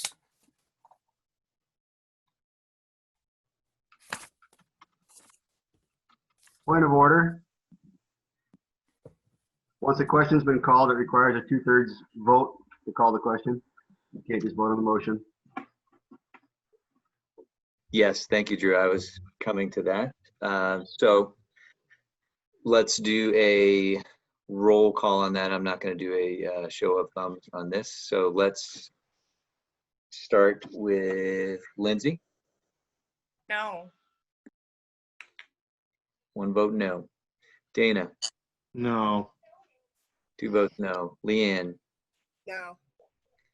3 votes no. Howie, I'm voting yes to call the question, correct? correct. Yeah, I vote yes to, we can call it. 3 no, 1 Yes. yes. Ken, Yes. 3 no, 2 yes. Keegan, Yes. 3 yes, 3 no. Mike, Yes. 4, 4 yes. 4, 3. Okay. Trish? No. Okay. 4 and 4. And who am I missing? That would be me, but seeing as I cannot, I would not make 2/3 anyway. We continue discussion. Next I had Lindsay, Leanne, and I'm not sure of Mike if that's a fresh hand. Not a fresh hand. I'll take it down. So I just really feel pretty strongly here that we have been very diligent in providing options to our families, knowing that everybody's coming from a different place here. And every family has the choice to not put their kid in that school, any school, if they choose not to. I think that we're being very clear that we are not maxed out at recommendations. And I think that it's pretty presumptive for us to say that we know what a family needs most, what is most critical to that family. So I think the fact that we have options, that anybody can be remote that chooses to right now already, that the families that absolutely need that for their family, I personally feel like they should get to do that. And it's not our place to say that we know better than they do about what risk is worth what to their family. And I just really, I also would love if there's any chance that the principals could speak about the last remote learning. I know that a new remote learning will likely not be exactly the same as that. But I know that there was some issues with kids that were pretty unreachable during the last remote option. And I was just wondering if we could hear from the principals about how big of an issue that was for the last go around.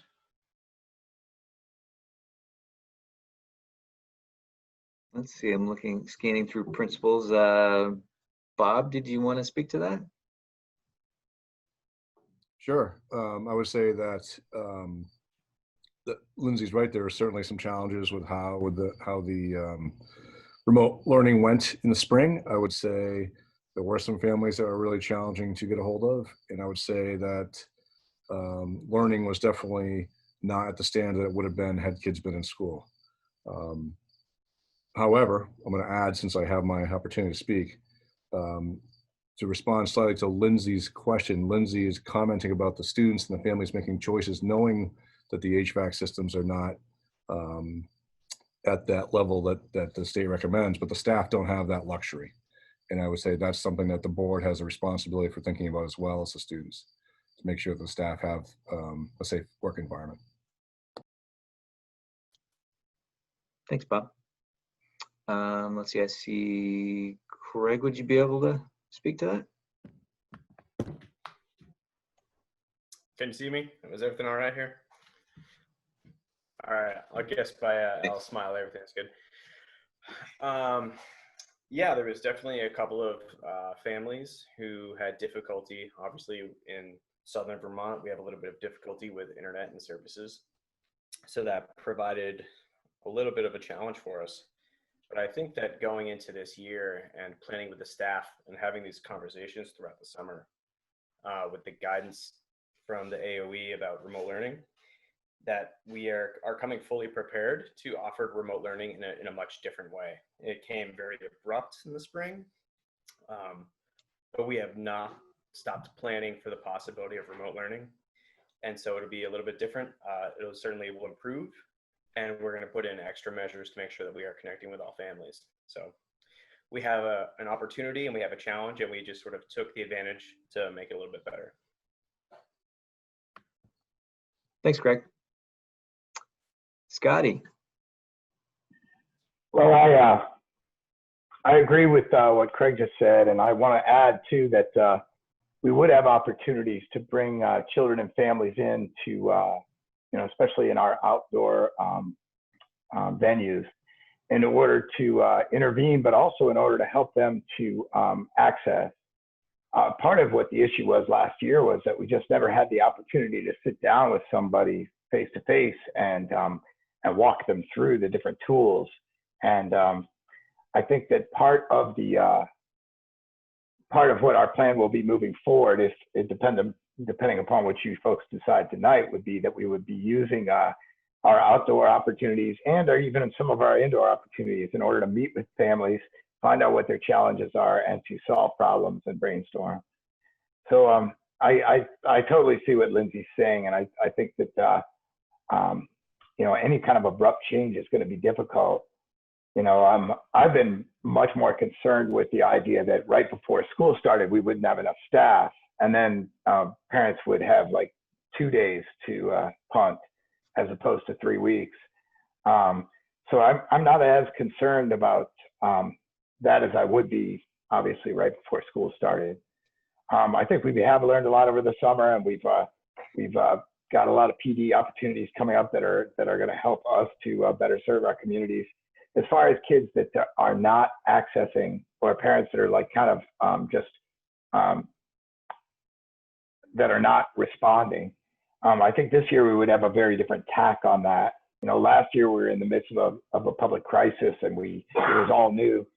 This year we would I'm sure, be implementing a very different standard, and that standard would probably include a lot of work on the administration's part in terms of working with the families and making sure that we were getting to all the kids that needed what they need.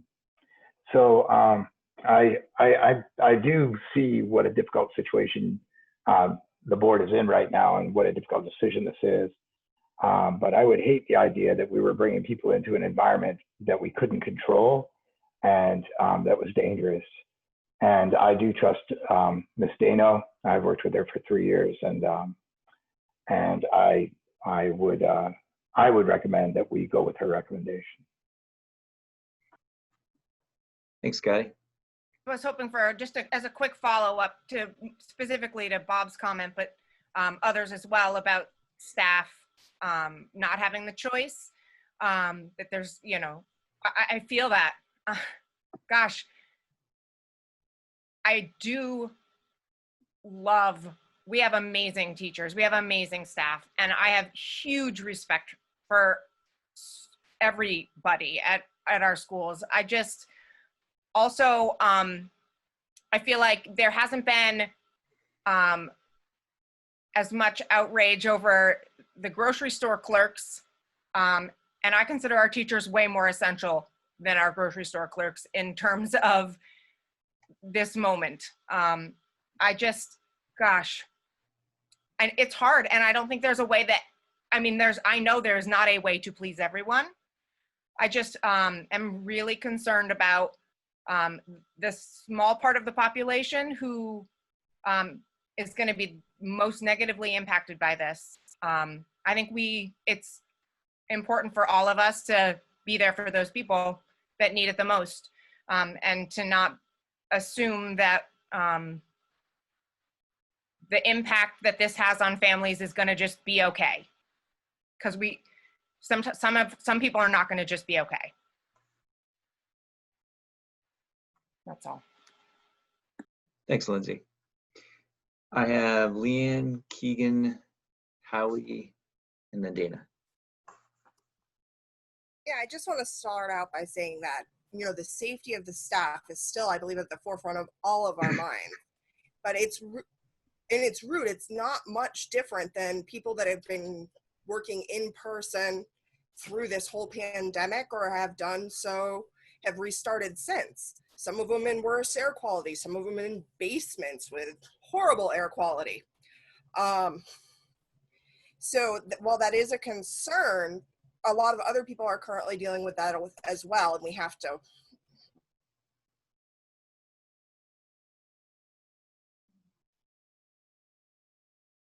We lost you, Leanne.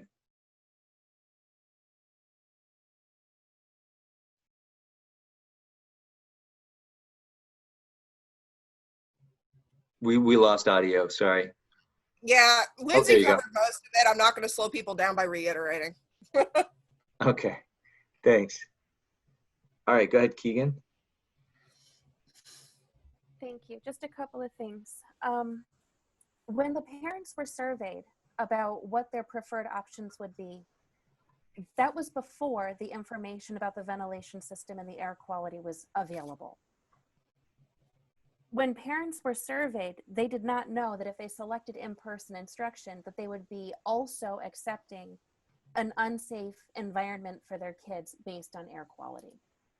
So whether parents had a preconceived notion when they were making their selection that, oh, well, if they picked in person, then at all costs, that's what they want. I would find it very hard to believe that parents would say, yes, please, I want to send my child into an area that has a compromised ventilation system. That would be my preferred go-to. That I would not believe that would be the case. And following up with our teachers, you know, having an interaction in a grocery store takes about 15 or 20 minutes. These teachers are, if we force the situation where in-person learning will go forward regardless of health standards, then we're going against what Jordan has suggested. We're not following the recommendations for what a safe environment looks like for working conditions. And we're basically telling teachers, you know what, you're a teacher and you just have to do it. Suck it up, get in there and do your job. And that is absolutely not the appropriate approach to have with teachers. We have an agreement with them that says we are going to provide you with a safe, comfortable working environment. And it's not at all acceptable to say, well, now you're compromised and you're going to spend at least 40 hours in that building with compromised air that is not, you have a ventilation system that is not going to be fixed. You're going to be working with less than safe air quality. The fact that we're even discussing the degrees to which we're willing to put the lives of our teachers and those teachers' families at risk is completely beyond me at this point. So I don't know what else to say. It's not fair to the teachers. It's not fair to the kids. And for us to say that this pandemic is really inconvenient, it is. But compromising the integrity of the safety and wellness that we owe the children and we owe our communities to provide, that to me is a far more egregious problem. So I got nothing else to say. It's not safe. Your health coordinator says it's not safe. We're talking about a few weeks to order parts and to get a system up and running. It'll be inconvenient, but we can support the families while we're trying to get things done.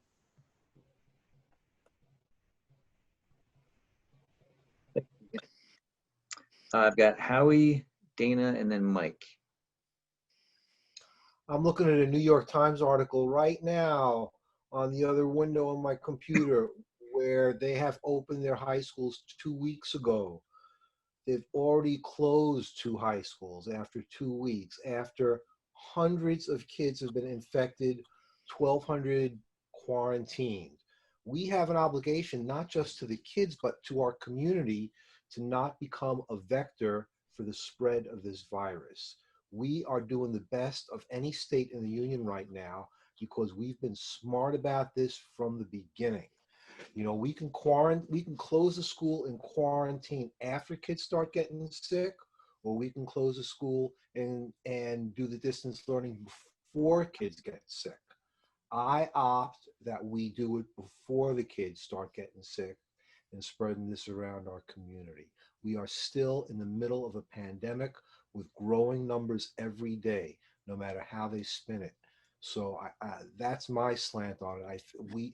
I'm hoping that I hope that the teachers, if we pass this measure, I hope that we take advantage of the next month or so before things take off to get the kids outside and together under a canopy. Even though we're doing distance learning, doesn't mean kids can't get together in groups of 4 or 5 with masks to just get together. But the idea of opening the schools right now, given the state of the pandemic and the state of our ventilation system, just doesn't make sense. Thank you. Thanks, Howie. Dana, and then Mike. Oh, this is crying over spilt milk, and some people on the chat had mentioned we should have been dealing with this back in March and April. As part of our building's upkeep and maintenance, we should have been dealing with this. I know there weren't no guidance out there, but we should have just, it made sense. We did it at the hospital, we'll do it. We should have done it in the schools, but that's spilt milk. We need to make this, if we're going to vote this measure in, we need to make it a priority and then come to the understanding that an HVAC system may need a total overhaul, brand new one in one of these buildings. So there'll be more money going out if we had to do this. And so be prepared for a hefty price tag if these systems cannot be repaired or fixed up in service. Great point, Dan. Thanks. Mike, go ahead. Sure, Al. Keegan and Howie covered a lot of what I was going to say, so I'm not going to say that all over again.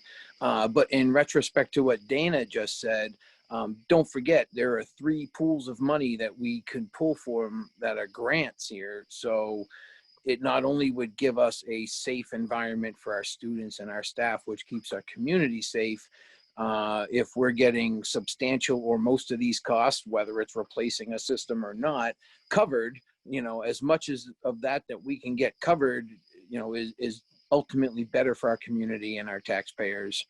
And as tough of a decision as it is, and I'm definitely not taking it lightly, and I do understand the hardships, I have to come back to, we have a medical professional on staff who's made a recommendation. All of these other points aside, I still have not heard or seen any medically based or scientific based reason to not accept Jorda's recommendation. That's all. Thanks, Mike. Dana, new hand or old hand? Old hand, old hand. All right. Before we jump to it, Bill, if you could just speak to what would it look like, or theoretically, if we were to open the school and then 3 weeks into it, as Howie alluded to, which has happened in other areas of the country, have to once again close the school. Speak to the disruption of that. So the Vermont Department of Health and the Agency of Education are finalizing what I like to refer to as the if-then matrix, which is if a student contracts COVID in a classroom that is in a cohort, you do this. Or if a student contracts COVID that is in middle school and travels among different teachers, you do this. Until then, if we open school in live, this is the plan, and something happened, I was to consult with the Vermont Department of Health and consult with the Secretary of Ed, and they were going to give guidance. And then I would make a decision and inform the board of that decision. It could be anywhere from closing a classroom to closing a school to closing for multiple days. It all depends on the situation on the ground and the information that how that all plays out. But we have been, they have told us that by September 8th, we will have the if then, and it won't just be a direct call to the VDH, which is always an option. But from the low end, it could be a classroom disruption. From the high end, it could be an entire school with every family is going through contact tracing through the Vermont Department of Health. It all depends on the situation in the community, and it all depends on the specifics of the environment. And so it could be very minimal, and it could be very disruptive. It can run the gamut. Okay, so then, like it or not, unfortunately, by proactively having this plan, which potentially takes us to Thanksgiving, we will have the ability to see what's happening in other schools and in the state and act accordingly. Yes, if the board makes this motion and we communicate to families that we will be going through this plan to work on our ventilation system, and we expect that school will be remote only through Thanksgiving, then you're right. There will be other school districts that open and will have the opportunity to learn from their experiences and see how those openings play out. That is correct. Thanks. I did want to have one question in the chat that I want to address, and then I'm going to go to you. Okay. The sports question? Yeah, since yeah, Drew brought up, since the VPA already made their decision, will practices still happen if we go remote? I defer to Bob because he is part of the rulemaking committee. Yeah, well, I was lucky enough to be on that sports startup task force. The way I understand the rules, there are two reasons why sports would not be playing in a school. One is if the state is in step one, which basically dismissal, which is what we were in, in the spring. And the other would be if you have an active case, then you would immediately cease all operations. From what I understand, the way I've read it, and I was intending to talk obviously in more detail with the VPA, if you guys do vote this way, to confirm that we would still be allowed to participate as planned in step two, which is practices. And then once the state moves to step three with games, because obviously the reason we'd be remote to start has to do with the building. And so being outdoors and playing sports would not go against those rules, the way I understand it. But I would obviously confirm that with the VPA. Bob, Stana, attendance, how does the rules with the kids playing in attendance coincide? You'd have to take attendance on remote learning? Yeah, so actually we had to do that every day last spring. All the schools had to do that and track attendance. And so, everybody did it a little bit differently. At the high school, we measured attendance based on engagement. So that if a student engaged in some manner, whether it was a live call with a teacher or they were submitting work or they were in a Google chat with a teacher, some mechanism of engagement, we count that as a present, and we tracked our attendance accordingly. Go ahead, Ken.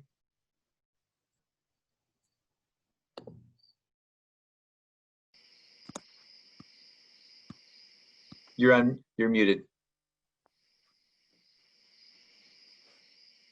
The reason we didn't jump on this in March about the air quality and everything, we didn't know how it would spread. We knew it was partially spread by droplets. We didn't know how far they went. We had no idea. So, I brought this up last month and looked into it, did some research, and then brought it up to the board.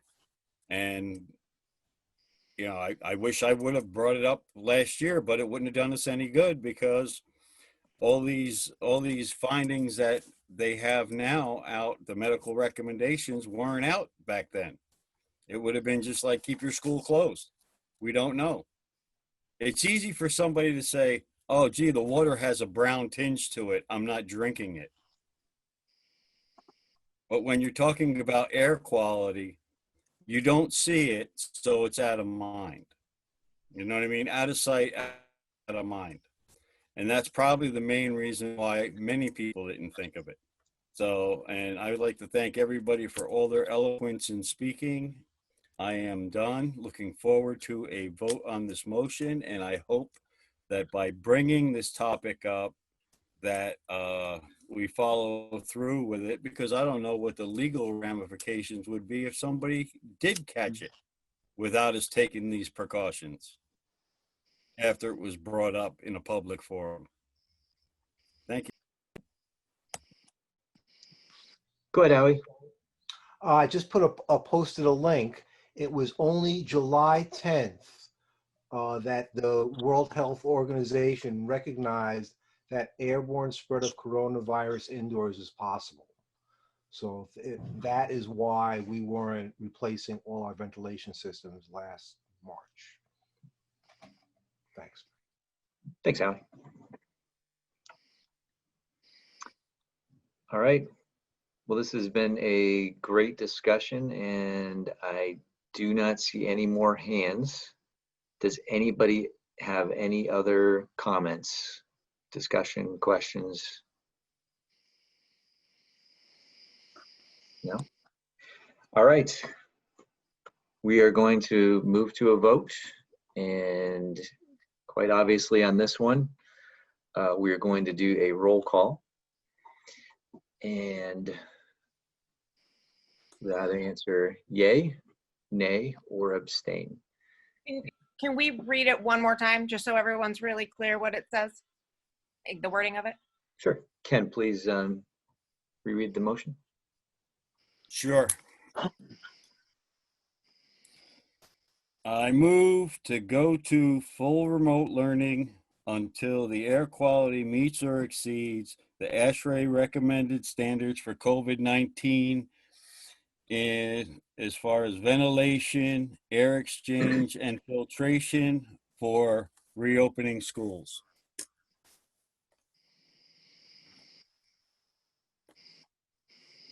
Okay. Does everybody understand the motion? All right. We're moving to the vote. Lindsay, how do you vote? I'm going to vote no.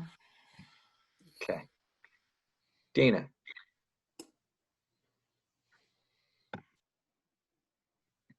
Sorry, Dana, you're on mute.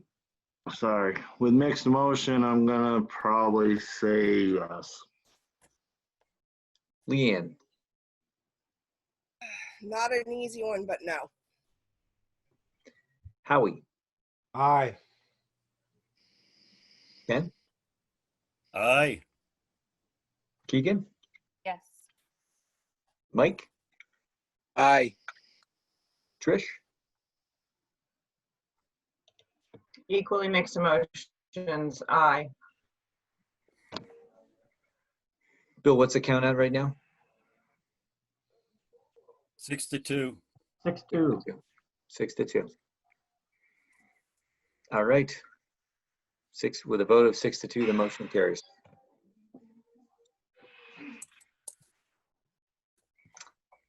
Thanks, everyone. Al, before we go to the next thing, with the board's permission, I'd like to send a letter out tomorrow to all families. I think that's a great idea. Yes, please. You need a motion for that, Bill? No, I'm pretty comfortable just doing it. I just Alright, want to make let it you know I'm going to do it. Thank you. Thanks, Bill. All right, moving on to policy committee update. Instructional dispositions. Sure.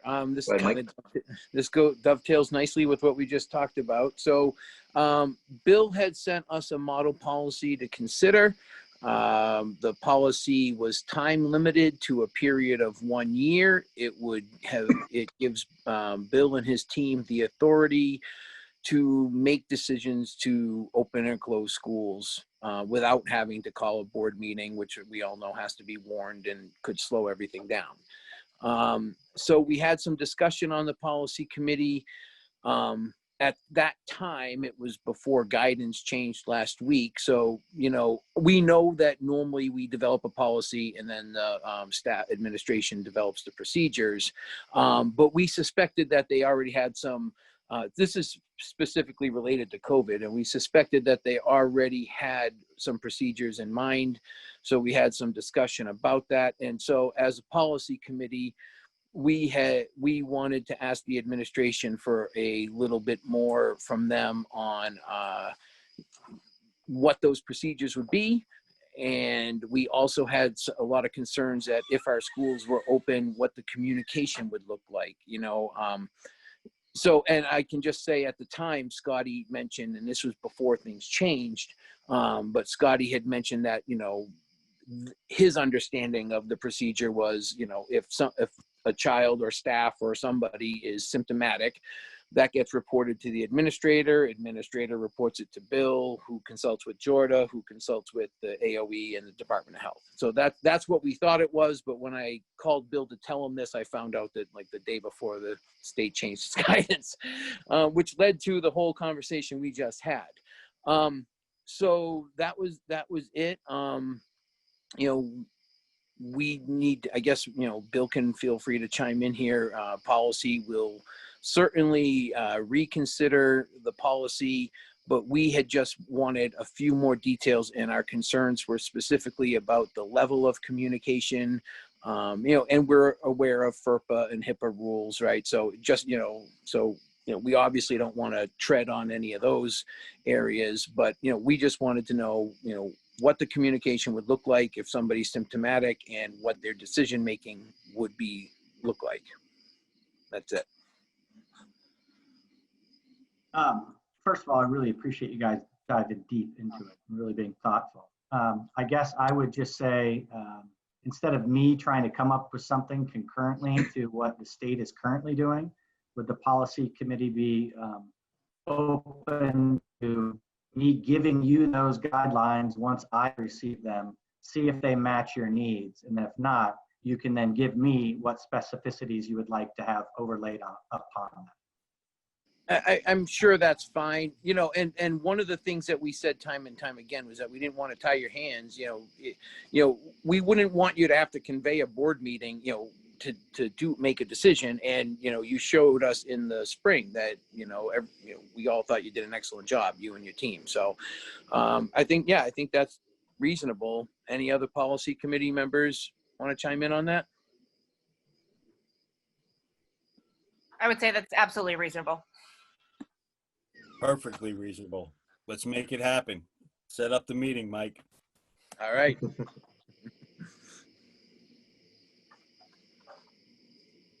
Okay. Any other action out of that? No, we're gonna have to have another policy meeting and then we'll recommend an action. Excellent. Dana, I see your hand up. I was just going to suggest streamline the process. Committee, closing a school by committee decision takes forever. Yes, exactly. Thanks, Dana. All right. Well, if we have nothing else, I will entertain a motion to adjourn. I move to adjourn. I Second. second it. Thumbs up. All right.